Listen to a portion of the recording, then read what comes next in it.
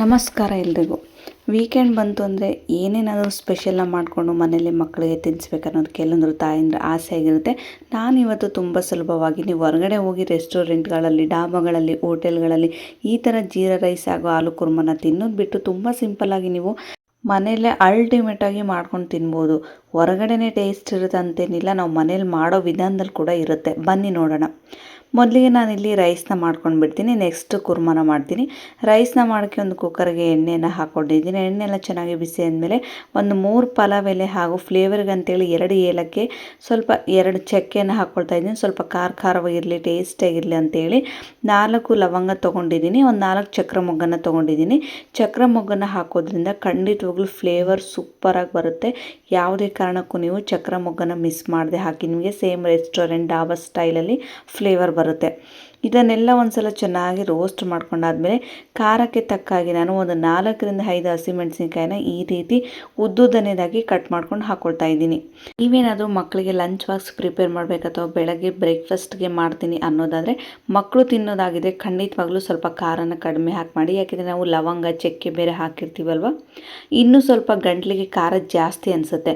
ನಿಮಗೇನಾದರೂ ಶೀತ, ಕೆಮ್ಮು, ನೆಗಡಿ ಆದಾಗ ಈ ಥರ ಫ್ಲೇವರ್ಸಿಂದ ನೀವು ಚೆನ್ನಾಗಿ ರೈಸ್ನ ಮಾಡ್ಕೊಂಡು ತಿಂದರೆ ಖಂಡಿತವಾಗ್ಲೂ ಒಂದು ಒಳ್ಳೆ ರುಚಿ ಕೂಡ ನಮ್ಮ ಬಾಯಿಗೆ ಸಿಗುತ್ತೆ.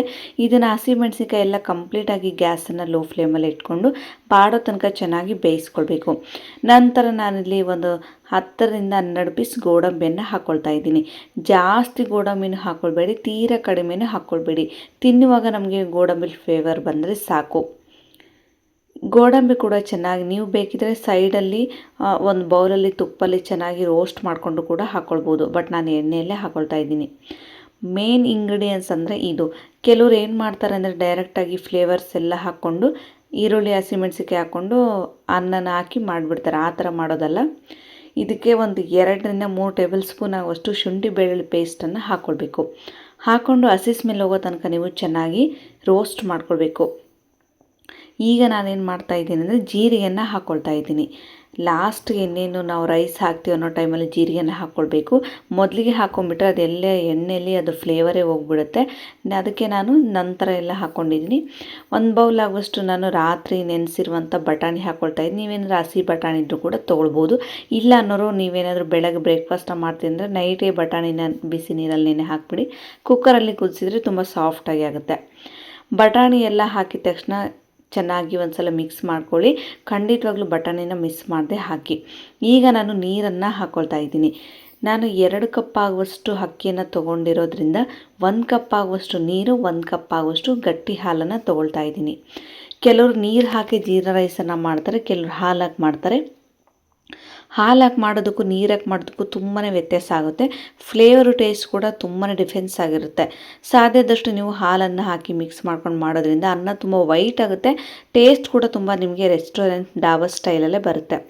ಇದೆಲ್ಲದೂ ತೊಳೆದಿರುವಂಥ ಅಕ್ಕಿನ ಹಾಕ್ಕೊಳ್ಬೇಕು. ಒಂದು 2ರಿಂದ 3 ಸಲ ಅಕ್ಕಿನ ಕ್ಲೀನಾಗಿ ತೊಳ್ಕೊಂಡಾದ್ಮೇಲೆ ಈಗ ಹಾಕ್ಕೊಂಡು ರುಚಿಗೆ ತಕ್ಕಷ್ಟು ಉಪ್ಪನ್ನು ಹಾಕ್ಕೊಂಡು ಒಂದು ಸಲ ಚೆನ್ನಾಗಿ ಮಿಕ್ಸ್ ಮಾಡ್ಕೊಂಡಾದ್ಮೇಲೆ ನೀವು ಬೇಕಿದ್ರೆ ಈಗ ಒಂದು 2 ಟೇಬಲ್ ಸ್ಪೂನ್ ಆಗುವಷ್ಟು ತುಪ್ಪವನ್ನು ಕೂಡ ಹಾಕ್ಕೊಳ್ಬೋದು.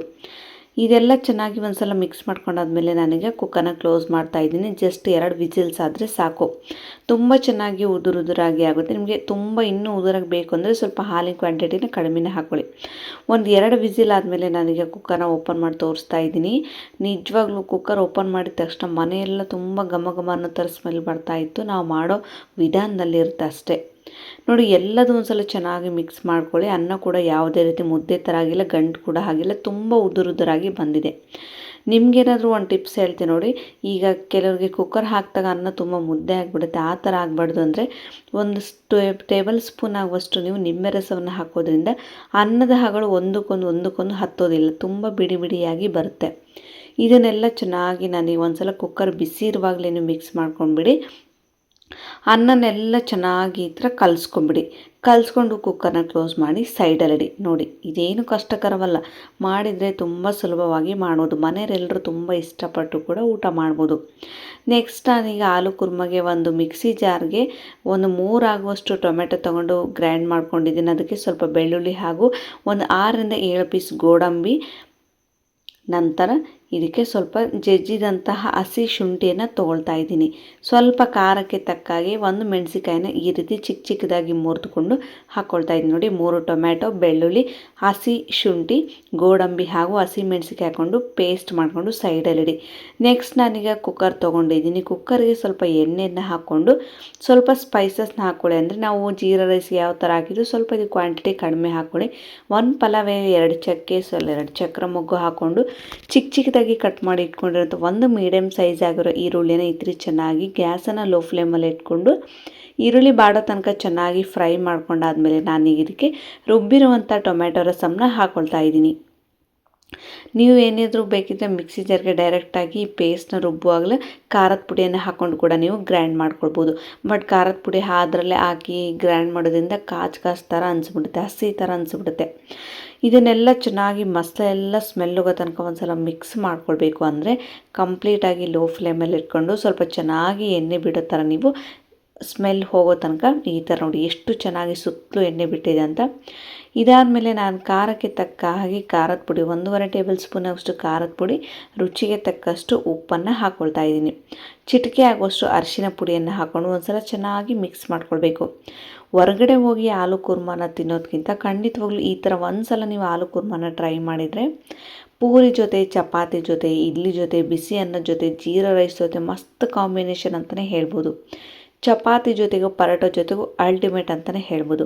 ಖಾರದ ಪುಡಿ ಎಲ್ಲ ಹಾಕಿ ಒಂದು ಸಲ ಚೆನ್ನಾಗಿ ಮಿಕ್ಸ್ ಮಾಡ್ಕೊಂಡಾದ್ಮೇಲೆ ಅದು ಸುತ್ತಲೂ ಎಣ್ಣೆ ಬಿಡೋ ಥರ ಕಂಪ್ಲೀಟಾಗಿ ಫ್ರೈ ಮಾಡ್ಕೊಂಡಾದ್ಮೇಲೆ 1 ಟೇಬಲ್ ಸ್ಪೂನ್ ಆಗುವಷ್ಟು ಧನ್ಯ ಮಸಾಲವನ್ನು ಹಾಕ್ಕೋಬೇಕು. 1 ಟೇಬಲ್ ಸ್ಪೂನ್ ಆಗುವಷ್ಟು ಕಾಟುವ ಮಸಾಲವನ್ನು ಹಾಕ್ಕೊಂಡು ಒಂದು ಸಲ ಚೆನ್ನಾಗಿ ಮಿಕ್ಸ್ ಮಾಡ್ಕೊಳ್ಳಿ. ಜಾಸ್ತಿ ಮಸಾಲೆ ಎಲ್ಲ ಹಾಕ್ಕೊಳಕ್ಕೆ ಹೋಗ್ಬೇಡಿ, ಸಿಂಪಲಾಗಿ ಯೂನಿಕ್ಕಾಗಿ ಮಾಡ್ಬೋದು. ನಾವು ಹಾಕಿರುವಂಥ ಮಸಾಲೆ ಪೌಡರ್ದೆಲ್ಲ ಸ್ಮೆಲ್ ಹೋಗೋ ತನಕ ಒಂದು ಸಲ ಚೆನ್ನಾಗಿ ನೀವು ಈ ಥರ ಮಿಕ್ಸ್ ಮಾಡಿಕೊಂಡು ನಾನು ರಾತ್ರಿ ನೆನೆಸಿಟ್ಟಿರುವಂಥ ಹಸಿ ಬಟಾಣಿಯನ್ನು ಹಾಕ್ಕೊಳ್ತಾ ಇದ್ದೀನಿ. ಜೀರಾ ರೈಸ್ಗೂ ಹಾಗೂ ಆಲೂ ಕುರ್ಮಕ್ಕೂ ಅಂತೇಳಿ ಎರಡಕ್ಕೂ ರೆಡಿ ಆಗುತ್ತೆ ಅಂತೇಳ್ಬಿಟ್ಟು ನಾನು ಬಟಾಣಿನ ನೆನೆಸಿದೆ.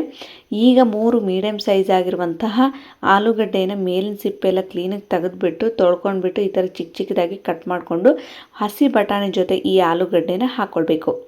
ಹಾಕ್ಕೊಂಡು ಎಲ್ಲ ಚೆನ್ನಾಗಿ ಒಂದ್ಸಲ ಮಿಕ್ಸ್ ಮಾಡ್ಕೊಳ್ಬೇಕು. ನೀವು ನೋಡ್ತಿರ್ಬೋದು ನಿಮಗೆ ಆಲೂ ಕುರ್ಮ ಕೆಲವರಿಗೆ ರೈಸಲ್ಲಿ ನೀರು ಥರ ಇರಬೇಕು, ಕೆಲವರಿಗೆ ಗಟ್ಟಿ ಥರ ಇರಬೇಕು ಅನ್ನೋ ನೀರಿನ ಕ್ವಾಂಟಿಟಿಯನ್ನು ನೀವು ನೋಡಿಕೊಂಡು ಹಾಕ್ಕೊಳ್ಬೇಕು. ಸ್ವಲ್ಪ ಗಟ್ಟಿ ಥರನೇ ಇರಬೇಕು. ರೈಸಲ್ಲಿ, ದೋಸೆಯಲ್ಲಿ ಅಥವಾ ಪೂರಿಯಲ್ಲಿ ತುಂಬ ಚೆನ್ನಾಗಿ ಬರುತ್ತೆ. ನಾನೀಗ 2 ಗ್ಲಾಸ್ ಆಗೋಷ್ಟು ನೀರನ್ನು ಹಾಕ್ಕೊಂಡು ಒಂದು ಸಲ ಚೆನ್ನಾಗಿ ಮಿಕ್ಸ್ ಮಾಡ್ಕೊಳ್ತಾ ಇದ್ದೀನಿ.